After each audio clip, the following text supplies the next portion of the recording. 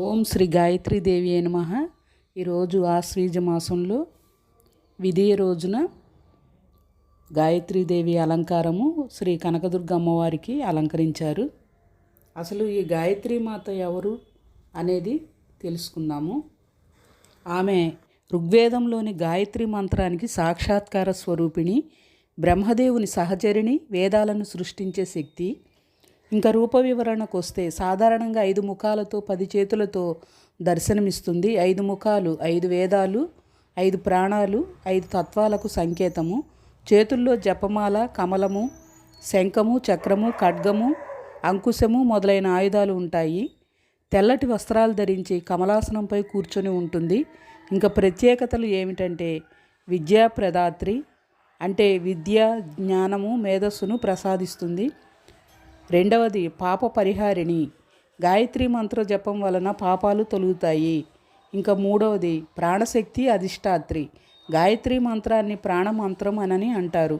ఇంకా 4 సర్వవేద స్వరూపిణి, వేదాలు ఉపనిషత్తులన్నీ ఆమె ప్రసాదమే. ఇంకా 5 కుటుంబ రక్షకురాలు, సుఖశాంతులు, ఆరోగ్యము, ఆయురారోగ్యాలను ఇస్తుంది ఆ అమ్మ. పురాణాల్లో గాయత్రీదేవి సహాయంగా బ్రహ్మదేవుడు కూడా వేదాలను అధ్యయనం చేసేటప్పుడు సృష్టించాడట. శ్రీమద్ భాగవతము స్కాందపుత్రి అమ్మవారి మహిమ వివరించబడింది.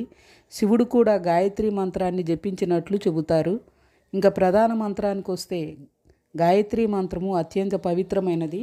ఓం భూర్భువస్సువః తత్సవితుర్వరేణ్యం భర్గోదేవస్య ధీమహి ధియో యోనః ప్రచోదయాత్. దీనిని జపిస్తే ఈ మంత్ర జపం వలన బుద్ధి, జ్ఞానము, శక్తి కలుగుతాయి. ఇంకా పూజా విధానం ఏమిటంటే ఉదయం సూర్యోదయము సమయం పూజ చేయటం అత్యంత శుభప్రదము. పాలు, పళ్ళు, పసుపు, అక్షతలు, జపమాల నైవేద్యం సమర్పిస్తారు. విద్యార్థులు, సత్యసంధులు ఎక్కువగా ఈ దేవిని పూజిస్తారు. ఇంకా ఫలితాలు అమ్మవారు ఇచ్చేది అంతా ఇంతా కాదు. విద్య, జ్ఞానము, సృజనాత్మకత, మేధస్సు, స్మరణశక్తి, ఆరోగ్యము, దీర్ఘాయుష్షు, పాపక్షయము, చైతన్యము, సుఖశాంతులు, భక్తి కలుగుతాయి.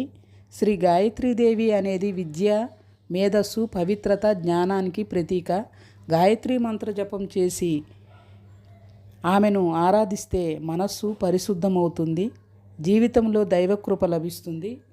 ఓం నమో గాయత్రీదేవియే నమః. ఈ గాయత్రి మంత్ర జపం వలన జ్ఞానసిద్ధి తప్పకుండా కలుగుతుంది. అంతటి శక్తినిచ్చే దేవత శ్రీ గాయత్రీ మాత. వేదమాతగా, గాయత్రీదేవిగా ఈరోజు కనకదుర్గమ్మను గాయత్రీదేవిగా అలంకరించారు.